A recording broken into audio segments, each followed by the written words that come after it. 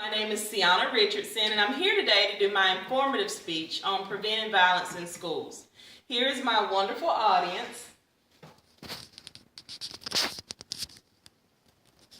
and they're here to gain some valuable information today as well. School violence is a troubling and increasing trend across America. Schools are coming up with ways to be proactive rather than reactive when it comes to school violence. Every student deserves to be able to go to school and get a quality education without worrying about the threat of violence. In this informative speech, I'll discuss what schools are doing to reduce and prevent violence in their schools. Increasing violence, of course, is a major concern for schools, and in order to be able to prevent that violence, schools need to be able to pinpoint some of the major contributing factors. There's a culture of violence in America. Everywhere you turn, whether it be music, TV, the media, video games, there's violence. And in some ways, it seems to glorify that violence. There's also family and environmental factors that come into play. The student's neighborhood or their home life, those are factors that also have a very, very big part in the type of person they become. And if they see violence in their neighborhoods or in their home, then that's the kind of reality they're going to exhibit.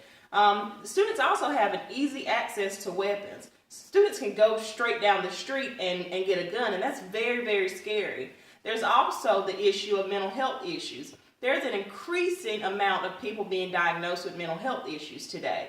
What's troubling is that there's an even larger amount of people who go undiagnosed or who aren't being properly treated. So several factors contribute to the rise of violence in schools. But armed with the knowledge of some of the major contributing factors, schools have come up with ways to reduce and prevent the violence in schools. Schools have a responsibility. Schools' responsibility, first of all, is to make sure that they provide a safe and productive environment that's conducive to learning for all students. Principals should walk the halls regularly. They should talk to students, find out what's going on with them. They should have an open relationship. Teachers should take incidents of bullying and seclusion very seriously and build strong teacher-student relationships. They should also, guidance counselors should also talk to students regularly about conflict resolution, peer pressure, self-esteem, self-control, social skills, and they should refer students to the appropriate agencies if necessary. If it's something that's bigger than what they can handle, then they have resources available, but they need to be able to take all of these situations seriously. And the first thing that they need to do is open up the conversation with students. All education professionals have a responsibility and a due diligence to prevention efforts that should ultimately reduce violence in schools. Many schools have put certain programs and systems in place in order to prevent the occurrence of violence. Some of those programs are, one is called PBIS, and what that is it's a positive behavior intervention and support system.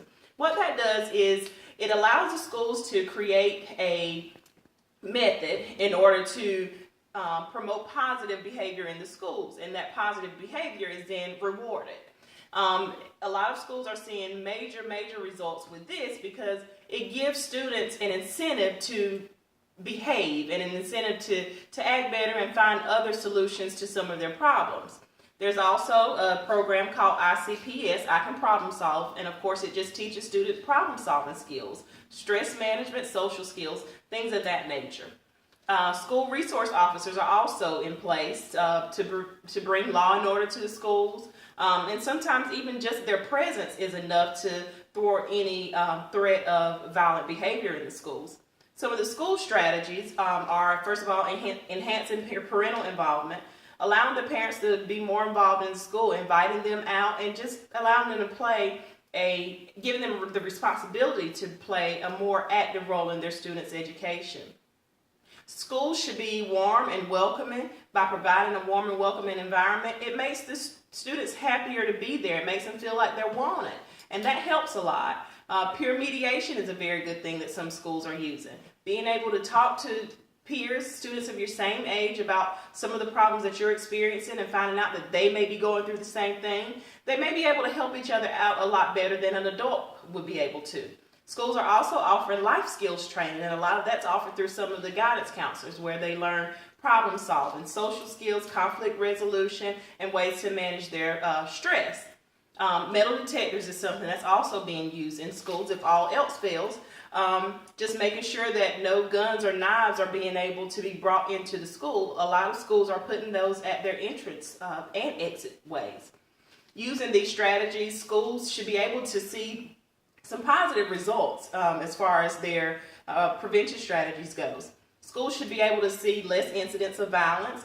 They should then see more positive relationships amongst the teachers and the students. There should be less suspensions. Students will make better choices, and students will overall have more positive feelings about school. Again, there's not one factor that causes school violence, therefore there cannot be one solution.